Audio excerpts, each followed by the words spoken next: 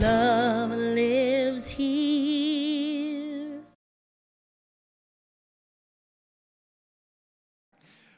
So, when you hear the word activism, what comes to mind? Standing for something. What's that? Rallies. Dr. King. Dr. King. Voting. Getting arrested.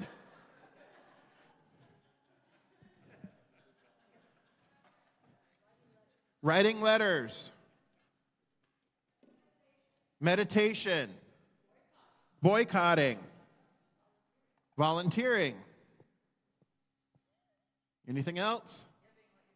Giving what you can. All right. So, good.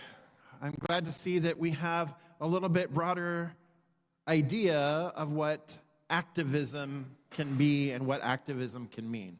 Because often when we think of the word activism, we think of marches, we think of rallies, we think of Jeannie getting arrested twice, right?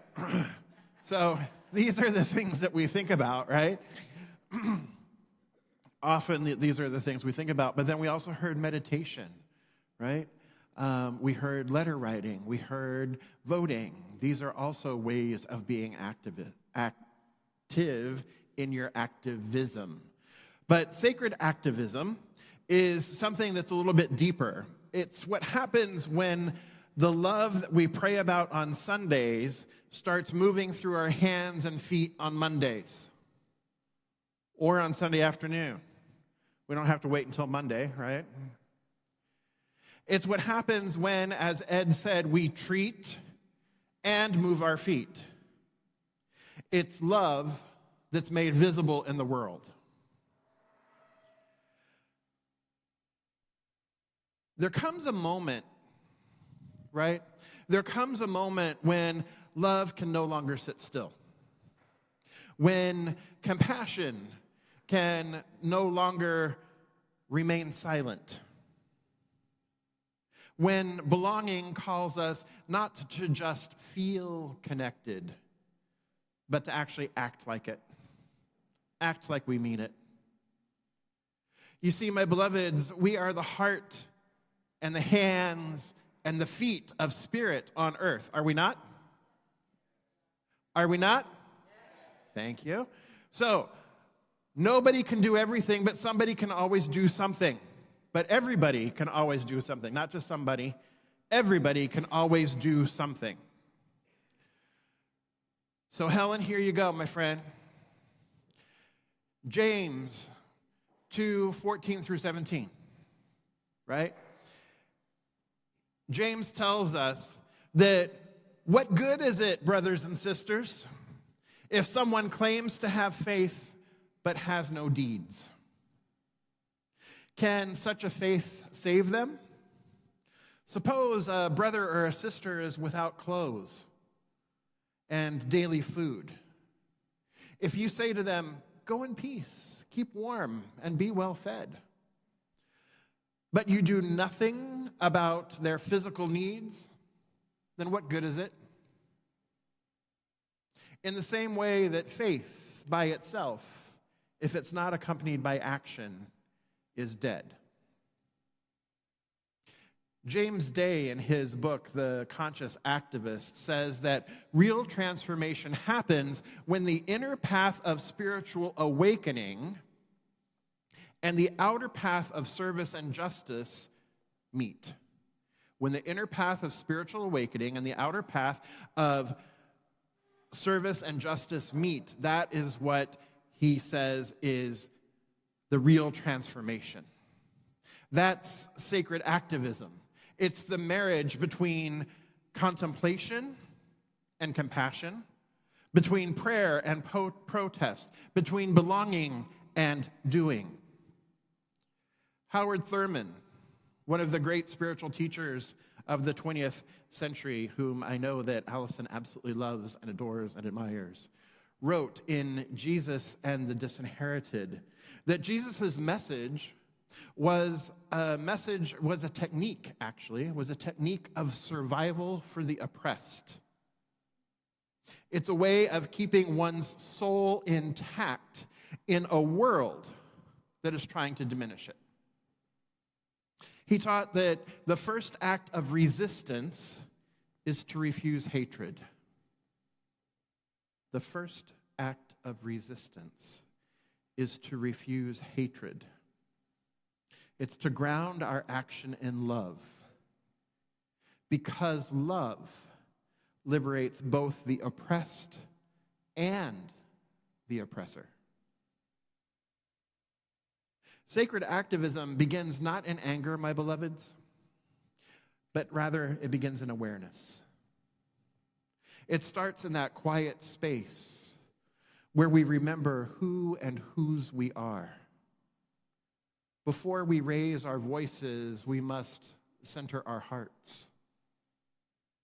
Before we confront our outer world, we must make peace with our inner one. This is what O'Day calls the fusion of the mystic and the activist. Without the mystic, activism becomes brittle and angry. And without the activist, mysticism becomes detached and inert. Together, they form the heartbeat. Boom, boom, boom, boom, boom, boom. Of sacred activism.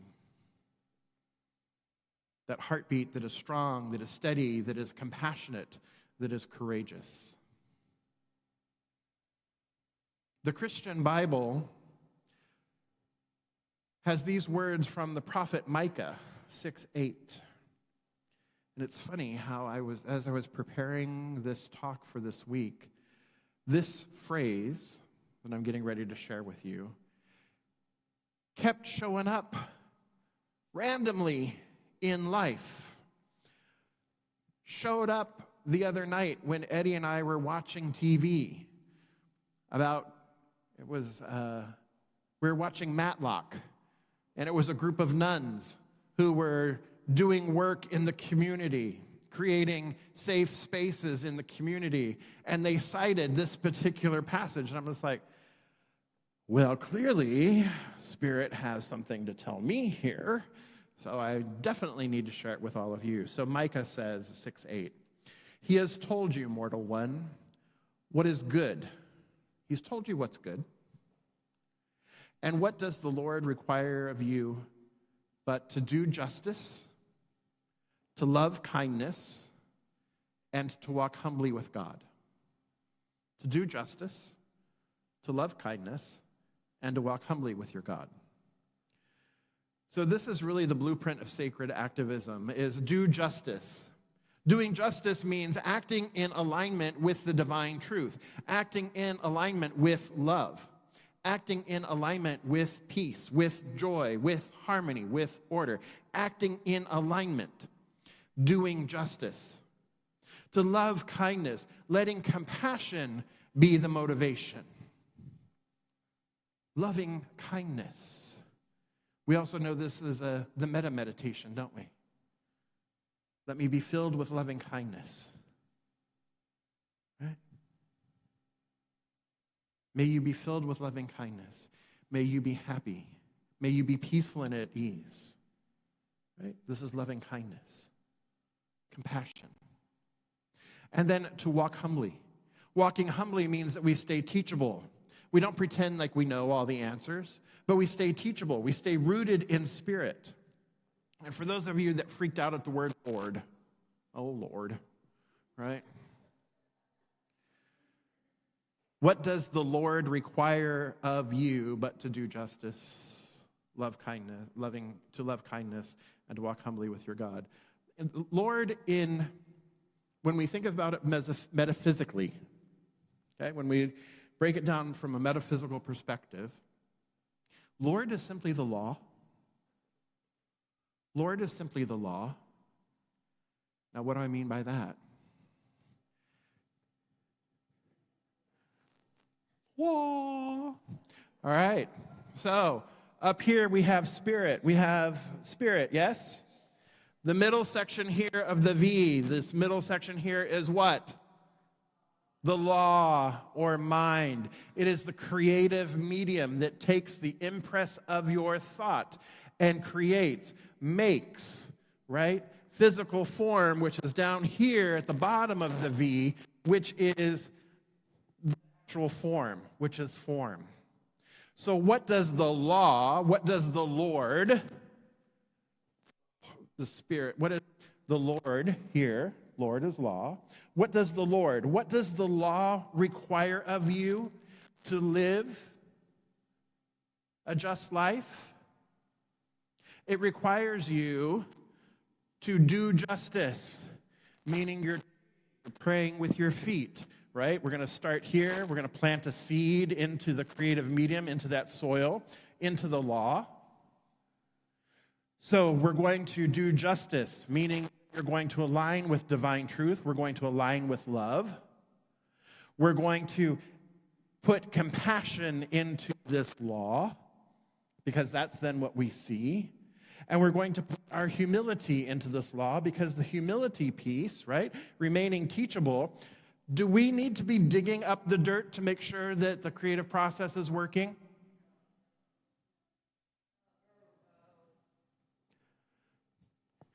Do we need to dig up the dirt to make sure the creative process is working? No. We have faith, right? We have faith that is then backed by action, correct?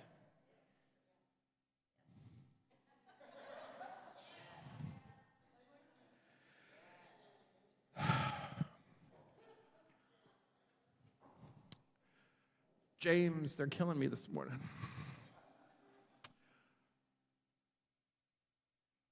We have faith backed by activity, yes? Yes. Thank you.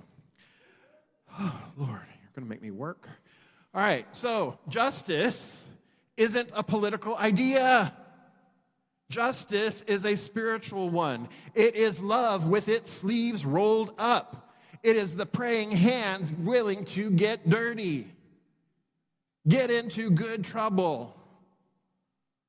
Sacred active, the way Cornell West talks about it, right? Justice is what love looks like in public. Justice is what love looks like in public, just as tenderness is what love looks like in private, or what love feels like in private. So sacred activism then is the tenderness expanded into the public. It's what happens when our personal devotion, our personal faith, turns outward and becomes public compassion. So it's not just the Christian Bible that says all this. The Quran also says, "O humanity, we created you from a male and a female and made you into peoples and tribes so that you may know one another." We made you into peoples and tribes. Notice the plural. So that you may know one another. Surely the most noble of you in the sight of God is the most righteous among you. Righteous, righteousness, righteous. Not holier than thou, but the one who lives in alignment with the action and activity of the law. So sacred activism sees diversity not as a problem to solve, but as a divine design to celebrate. When we honor each other's dignity, we honor the one life expressing through each and every one of us. The Dalai Lama reminds us that the more we care for the happiness of others, the greater our own sense of well-being becomes. We must work not just for our own family or nation, but for the benefit of humankind. This is universal belonging in action. Consciousness that refuses to stop at borders or BS, belief systems.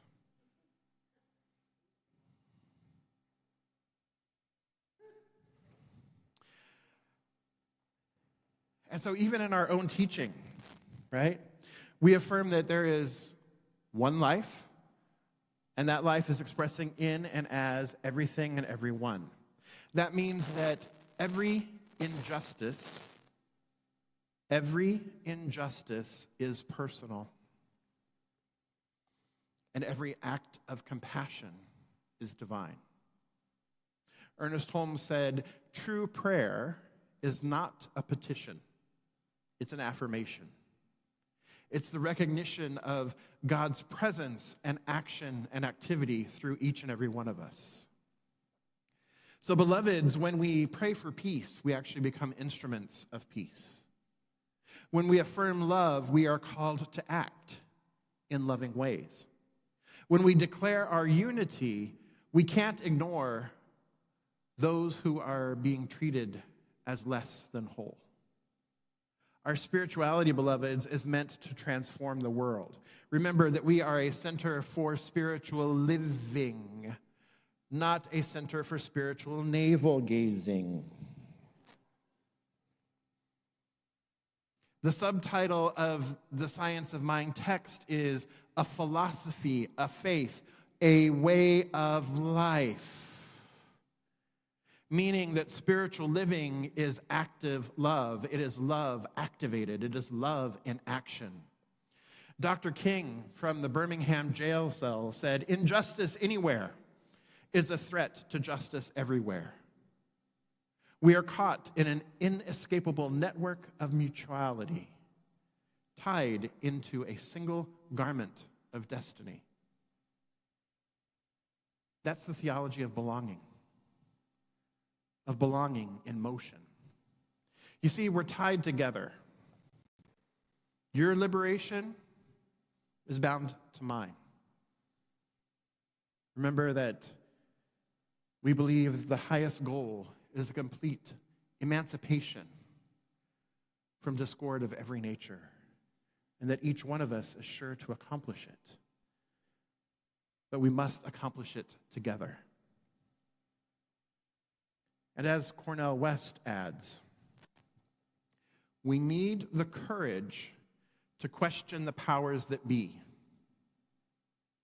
The courage to be impatient with evil and patient with people. Remember, evil is not a power unto itself. We're not talking about demons. We're not talking about devils. We're not talking about a power that's opposed to God. We are talking about misaligned thinking that then creates misaligned actions that cause harm to our beloved siblings, be they animal, mineral, or planet.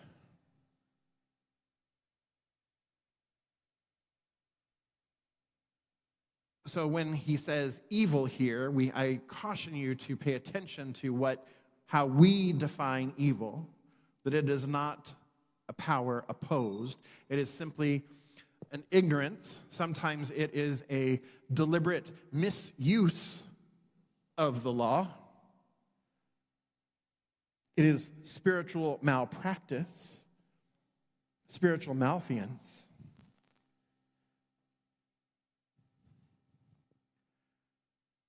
So he invites us to have the courage to be impatient with evil, as I've just described it, yet patient with people. You see, beloved, sacred activism isn't about fighting people. It's not about fighting people. It's about freeing people. And it's challenging systems while honoring souls.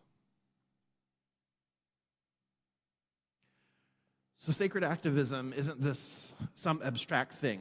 It shows up every day in the way that we live our values. As I wrote in your email this week, that each societal issue has 3 levels of activism and engagement. You have the micro, which is personal, the mezzo, which is organizational, and the macro, which is systems and institutions. So I know that several of you care deeply about our environment. So let's say you're passionate about that. You pray, you meditate, and you vision on how you can best support this cause, and then you take action. So what that might look like at the micro level is you might choose to become vegan or vegetarian. You might install solar panels on your roof. You might drive an electric car to save or to reduce emissions. You might recycle or compost. And you might enlist your friends and family to join you in doing these things, the way Jeannie and Green Faith do. The Green Faith group does this really beautifully. At the mezzo level, the middle level, with organizations, you might volunteer at an environmental nonprofit or at an animal shelter. You might participate in neighborhood cleanups, like the river bottom cleanup. You might support SPCA or WWF, not WWE. That's a whole different organization. You might invest your stocks, invest your money, invest your finances in green energy companies. At the macro level, you might campaign for a candidate running for public office who has a strong position on addressing the climate crisis. You might participate in boycotts of conglomerates like Monsanto and ConAgra. You might write your elected officials to enact environmental protections. Or you might run for office yourself to make those changes. Remember, nobody can do everything, but everybody can do something. And as the body without the spirit is dead, so faith without works is also dead. So I invite you to move to your tables now, and we have 3 questions here for you to discover and to talk about. What keeps you from acting when you feel Spirit nudging you to speak up or get involved? What action or shift will it take for you to move through these obstacles so that you can get involved? And how can your spiritual practice fuel your actions for justice and compassion in the world? So go ahead and begin your conversation.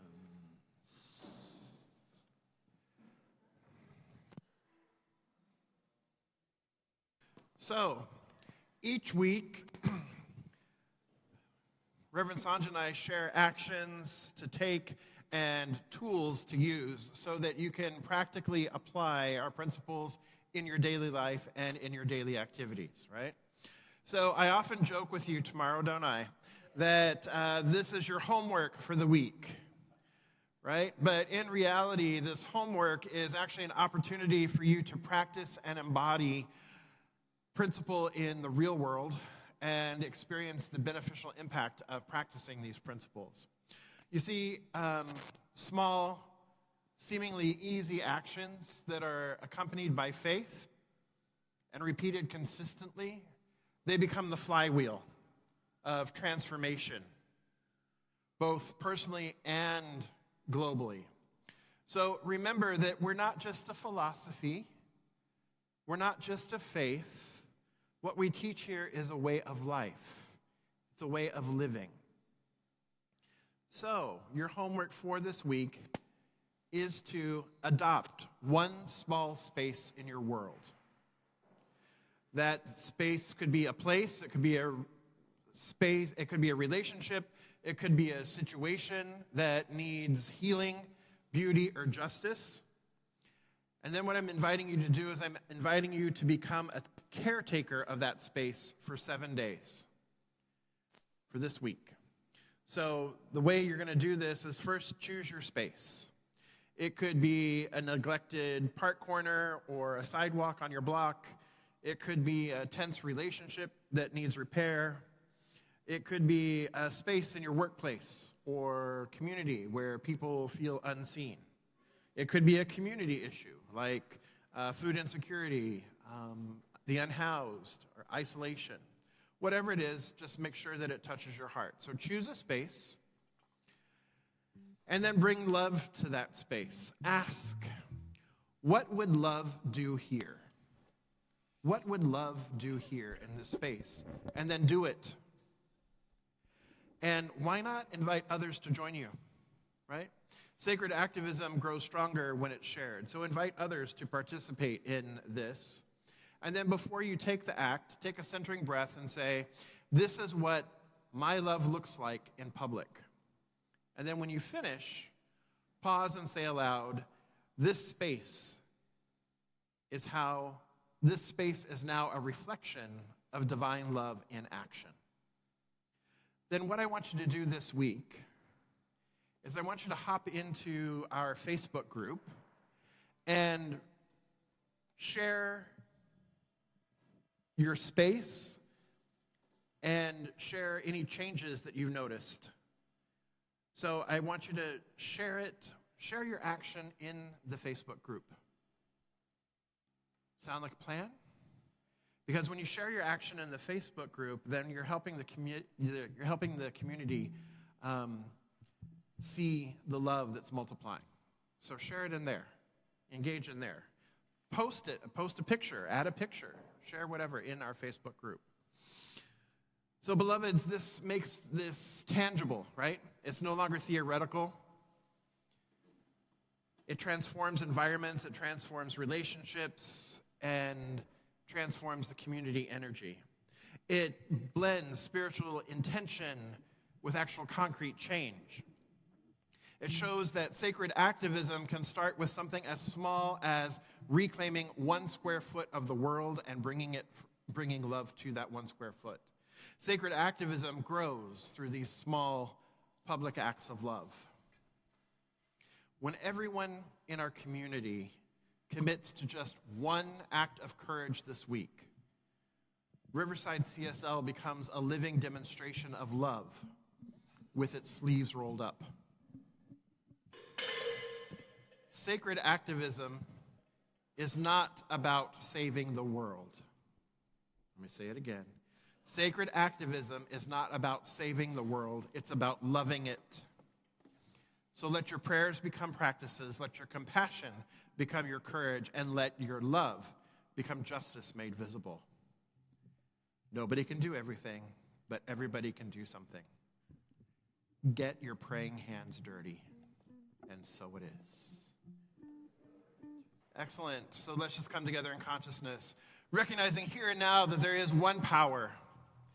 This one is life itself. This one is love, infinite and eternal, ever present, everywhere, always, in all ways.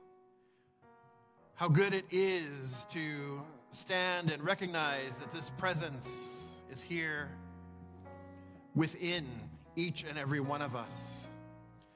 That this love, this eternal, unconditional love, is the totality of our being. It is what we are made of. It is what we are here to express and to share. For we are the divine emanation and impartation of love made manifest in this lifetime. And so I speak my word here for our beloved community as we say yes to moving that love forward, to expressing it into the larger community by first recognizing our wholeness, our perfection, the love that we are, first going inside, and recognizing that inside, as we change things on the inside, the outside must follow suit. For all work begins in the inside, in the internal, eternal now. And based on that, we take action, aligned action, that is an expression of this love. We place it, we direct it, we focus it, because what we place our attention and intention on, we know expands. And so we say yes when we see the opportunities around us to shine the light, to be the love, to take sacred action. We do not shy away from it. We step into it. We use our voices to uplift. We shine our light higher and brighter. We bring justice to the world, because any injustice that we witness is an injustice to all. We take it personally. Therefore, we love personally, we love globally. We bring compassion, joy, peace, harmony, and divine order. And we, individually, in our small and large ways, transform the planet, acting in alignment and in accordance with a world that works for everyone and all of creation. And for this I give thanks.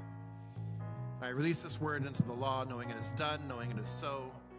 Let it be, and so it is. All right, so I invite everybody to stand and let's say the affirmation together. I am the love of Spirit in action. Here we go. Yes, something wonderful is happening through me right now. Something wonderful is happening through me right now. Is this thing called love. Love is in my mind. Love is in my body. Love is in everything I do. I am it. I share it. I receive it. And I move love forward. Because love lives here. Happy Sunday.